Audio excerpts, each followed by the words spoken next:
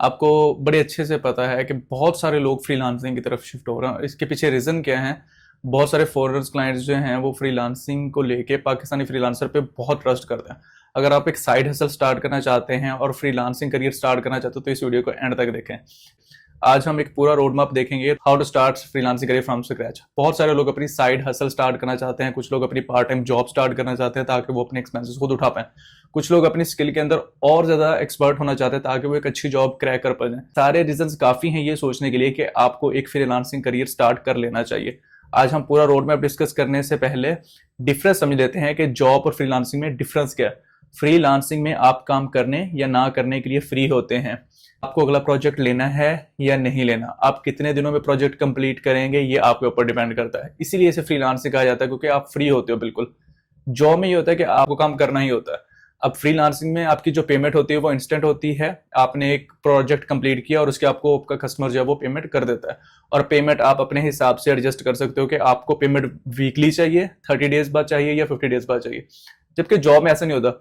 Job में आपको last में 30 डेज बाद ही पेमेंट मिलती है। अब फ्रीलांसिंग में आप टाइम और जगह के बाउंड नहीं होते। आप कहीं पे भी बैठ के किसी भी टाइम लैपटॉप पे बैठ के काम कर सकते हैं, कोई आपको पूछने वाला नहीं होता। जबकि जॉब के अंदर आपका जो बॉस होता है वो आपको ड्राइव करता है। फ्रीलांसिंग में ऐसे नहीं होता। फ्रीलांसिंग में आप हमेशा अपना काम डिले कर सकते हैं, लेकिन उसमें आपके पास एक डेडलाइन होती है कि आपका कस्टमर आपको कहता है कि 15 दिन में ये प्रोजेक्ट मुझे करके दो, आप 15 दिन में प्रोजेक्ट करके देते हो। लेकिन आपके पास ये आजादी होती है कि आप दिन को बैठ के काम करें, रात को बैठ के काम करें, अपने घर में बैठ के काम करें, किसी पार्क में बैठ के काम करें। अब जॉब का तो आपको पता ही है कि जॉब में आपको एक फिक्स टाइम पे जाना होता है, फिक्स टाइम पे आपको अब वापस आना होता है घर में, और आप अपनी फ्लेक्सिबिलिटी के साथ काम नहीं कर सकते हो जॉब में। इसलिए ये सारे रीजन बड़े बेहतरीन हैं फ्रीलांसिंग करियर को as a side hustle start करने के लिए। चलिए रोड मैप देखते हैं इसका पूरा। सबसे पहली जो चीज है जिसको आपने डिसाइड करना है वो है नीच। अब नीच का मतलब ये होता है ऐसा एरिया जहां पर आप अपनी सर्विसेज लोगों को प्रोवाइड करोगे। अब मैं आपको ये रेकमेंड करूंगा कि वो कोई भी सर्विसेज जो आप, कोई भी स्किल जिसमें आप फ्रीलांसिंग में काम करना चाहते हैं, आप उस स्किल में जाओ जिसमें आपका इंटरेस्ट है, जिसमें आप अच्छे हो।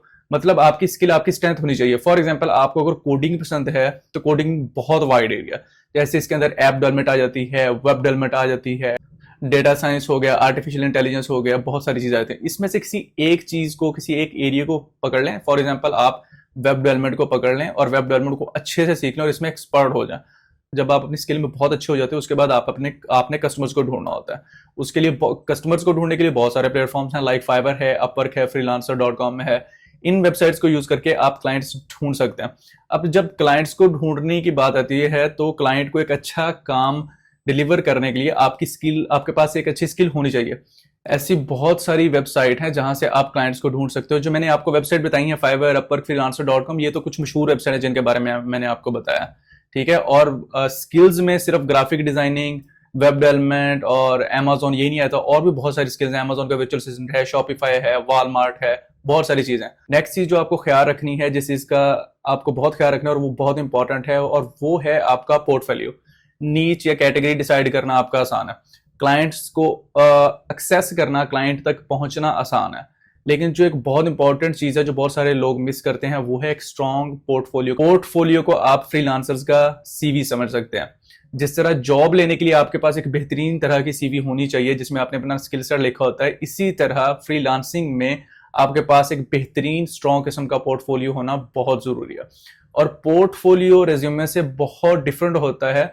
पोर्टफोलियो में बेसिकली आप अपना काम दिखा रहे होते हो, और रेज्यूमे में आप सिर्फ रिटन फॉर्म में बता रहे होते हो कि ये मैंने डिग्री की है और ये मेरे पास स्किल है। दोनों में बहुत डिफरेंस है।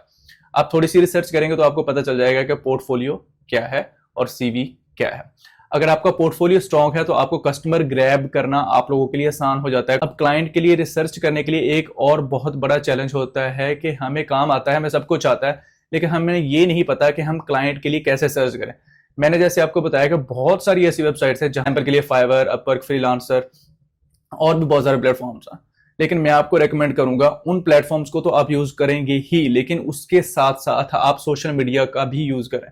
आप ढूंढे क्लाइंट्स फेसबुक पर, इंस्टाग्राम पर, लिंक्डइन पर, वहां पर भी आपको बहुत सारे क्लाइंट्स मिल सकते हैं। अब आप सोशल मीडिया पर कैसे क्लाइंट ढूंढेंगे, मैं आप यहाँ पर आपको सिंपल एग्जाम्पल लेता हूँ। फॉर एग्जाम्पल आप ग्राफिक डिजाइनिंग में एक्सपर्ट हैं, आप लिंक्डइन पे, फेसबुक पे, इंस्टा पे कोई ऐसी कंपनी ढूंढें जो पोस्टें लगा रही है, ठीक है, अपनी प्रोडक्ट्स की एडवर्टाइजमेंट कर रही है, तो आप उनको उनकी प्रोडक्ट्स के ग्राफिक डिजाइनिंग के सैंपल्स बना के उनके इनबॉक्स में मैसेज कर दो, उनको बताएं कि मैं आपकी प्रोडक्ट्स को इस तरह से मॉडिफाई कर सकता हूं, और आप उनको एक आइडिया दे रहे हो। तो फ्री में काम करके दो, मुफ्त में काम करके दो स्टार्ट में, जब तक आपका पोर्टफोलियो बिल्ड नहीं हो जाता। अब पोर्टफोलियो बिल्ड होने का बेनिफिट आपके पास ये आ जाता है कि आपके पास पोर्टफोलियो तो बिल्ड होता ही है, लेकिन उसके साथ साथ आपको कॉन्फिडेंस भी मिल जाता है कि मुझे ये काम आता है, और आपके पास एक्सपीरियंस भी आ जाता है। पोर्टफोलियो बिल्ड करने के लिए बहुत सारे लोग ये कहते हैं कि पोर्टफोलियो फेक बना लो, मैं ये रेकमेंड नहीं करता। कोशिश करो कि पोर्टफोलियो आपका ओरिजिनल हो स्टार्ट में, क्योंकि आपके पास स्किल होता है, आपके पास एक्सपर्टीज नहीं होती, एक्सपीरियंस नहीं होता, तो आप कोशिश करो कि स्टार्ट में मैं आपको रेकमेंड करूंगा इनिशियली आप अपनी कंट्री में से क्लाइंट्स ढूंढें। उसका बेनिफिट आपको ये होता है कि आप एक तो उनको कम पैसों में या बिल्कुल मुफ्त काम करके देते हो, दूसरा ये कि जब वो आपके काम का फीडबैक या रिव्यू देता है आपको, तो आपके अंदर एक कॉन्फिडेंस बिल्ड हो जाता है कि हाँ मैं इस काम में एक्सपर्ट हूं। फिर जब आप किसी ब्रॉड क्लाइंट के साथ, यूएसए या यूके क्लाइंट के साथ कम्युनिकेट करते हो, तो आप में ये कॉन्फिडेंस आ जाता है।